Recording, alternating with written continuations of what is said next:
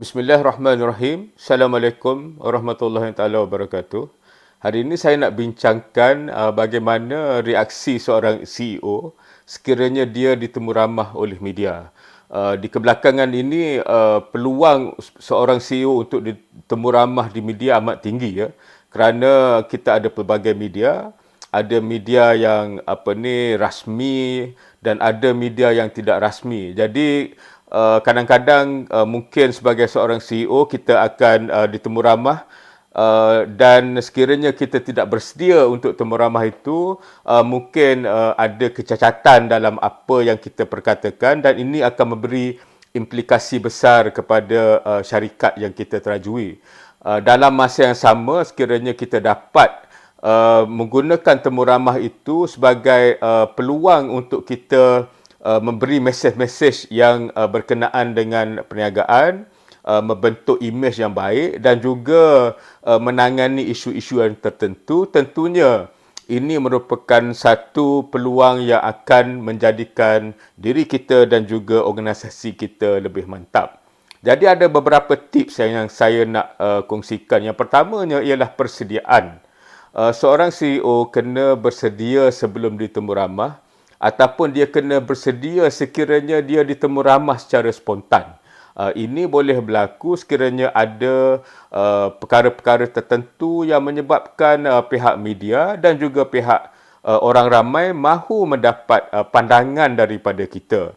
Jadi sekiranya kita sebagai seorang CEO terlibat dalam perniagaan ataupun terlibat dengan organisasi yang mana dijangka pandangan kita akan ditanya, maka kita kena sentiasa bersedia. Sebab kadang-kadang apabila kita menghadiri mesyuarat misalnya, apabila kita keluar daripada mesyuarat, media telah tunggu dan mungkin mereka akan menjolok mikrofon dan kalau kita tidak bersedia, mungkin kita akan mengucapkan perkara-perkara yang tidak patut diucapkan ataupun jika mereka bertanya soalan kita menjawab dengan cara yang tidak betul ataupun fakta yang kita kongsikan tidak tepat, ini akan memberi kesan negatif kepada kita.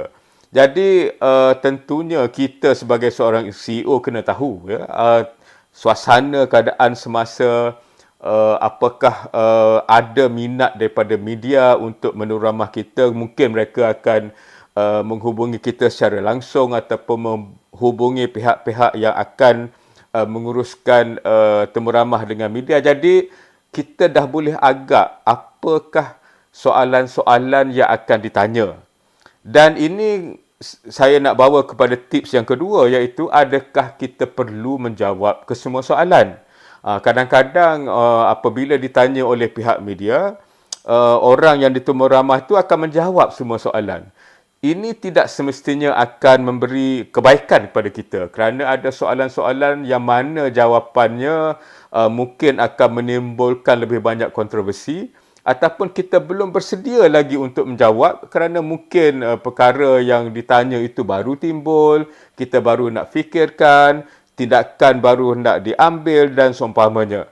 Jadi kadang-kadang kita kena juga tahu sekiranya soalan-soalan tertentu tanya kepada kita sama ada kita memberi penerangan bahawa kita sedang mengambil tindakan ataupun sedang memikirkan bagaimana menangani perkara itu ataupun kita cuba memberi jawapan yang membawa kebaikan kepada kita. Contohnya sekiranya satu soalan yang kita kira belum sampai masanya untuk kita jawab dan soalan itu ditanya, kita tidak menjawab soalan itu, sebaliknya kita membuat kenyataan-kenyataan yang kita kira akan mengalihkan perhatian media dan juga masyarakat kepada perkara-perkara yang akan membawa kebaikan kepada kita. Contohnya sekiranya ada isu tentang tadbir urus yang baru diketahui, kita tengah siasat, mungkin apabila perkara itu ditanya, kita boleh jawab bahawa dalam keadaan sekarang kita mempunyai 2-3 rancangan yang mungkin akan menjadi lebih menarik sekiranya ia berjaya dilaksanakan dan kita fokus pada perkara itu supaya ianya akan memberi peluang untuk kita menjawab apabila sudah sampai masanya dan kita bersedia. Ya. Dan persediaan untuk temu ramah media ini amat penting ya. Jadi kadang-kadang pihak media akan memberi senarai soalan yang mereka nak tanya. Ya, jadi ini membolehkan seorang CEO itu bersedia dengan data, dengan fakta, dengan jawapan-jawapan yang akan memberi kepuasan kepada media dan juga kepada masyarakat secara amnya. Tetapi sekiranya kita menghadiri temu ramah misalnya, kena juga bersedia apabila pihak media bertanya perkara-perkara yang di luar daripada senarai soalan yang diberikan. Ini biasa. Mereka akan cuba mencari perkara-perkara yang apabila disiarkan akan menyebabkan penonton ataupun masyarakat menjadi lebih seronok untuk mengikuti perkara-perkara yang dibincangkan itu. Jadi sekiranya kita tidak membayangkan soalan-soalan yang menjangkau senarai itu, mungkin kadang-kadang kita akan terperangkap juga. Yang lebih kena kita berhati-hati apabila kita ditemu ramah secara langsung ya. Kerana sekiranya ditemu ramah secara offline, masih ada masa lagi untuk media mengedit jawapan kita ataupun mereka cuba menyusun balik temu ramah itu supaya ianya nampak berjalan dengan baik. Tapi sekiranya kita ditemu ramah secara langsung, kita tidak ada peluang sekiranya kita melakukan kesilapan. Jadi cara kita berfikir, cara kita menyusun kata-kata kenalah dirancang terlebih dahulu, dan sekiranya ada soalan-soalan yang tidak kita bersedia untuk menjawabnya, kita perlu ada jawapan-jawapan lain yang menyebabkan temu ramah itu nampak berjalan dengan lancar, tetapi kita tidak mendedahkan diri kita, organisasi kita kepada polemik-polemik yang mungkin muncul sekiranya kita tersalah jawab. Jadi ini satu perkara penting, dan dalam pengalaman saya menghadiri kursus bagaimana menghadapi media ini amat penting bagi seorang CEO. Mungkin kita rasa kita dah pandai, kita rasa kita dah tahu, tapi apabila kita menghadiri latihan media misalnya, kita akan menjadi lebih maklum tentang bagaimana media berfikir, apakah tujuan di sebalik soalan-soalan tertentu ditanya, bagaimana kita nak bertindak sekiranya kita ditemu ramah secara mengejut, yang mana kadang-kadang perkara yang ditanya itu pun kita tidak begitu maklum tentang perinciannya ya. Jadi saya amat mencadangkan supaya CEO ataupun pegawai-pegawai kanan di dalam organisasi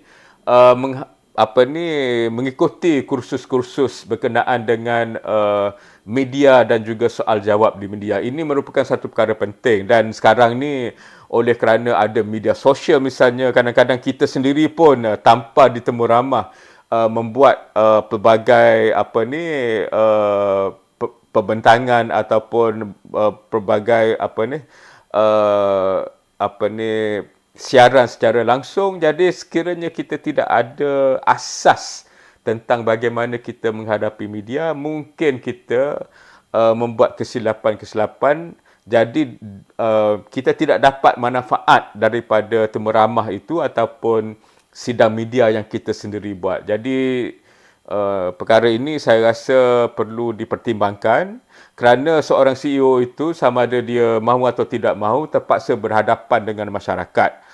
Jadi tentunya sekiranya ada perkara-perkara yang menjadi minat kepada masyarakat, tentunya pihak media akan mencari kita, dan sekiranya kita sudah ada persediaan, insya-Allah temu ramah media ini akan menjadikan satu perkara positif pada kita. Sekian, terima kasih. Assalamualaikum warahmatullahi taala wabarakatuh.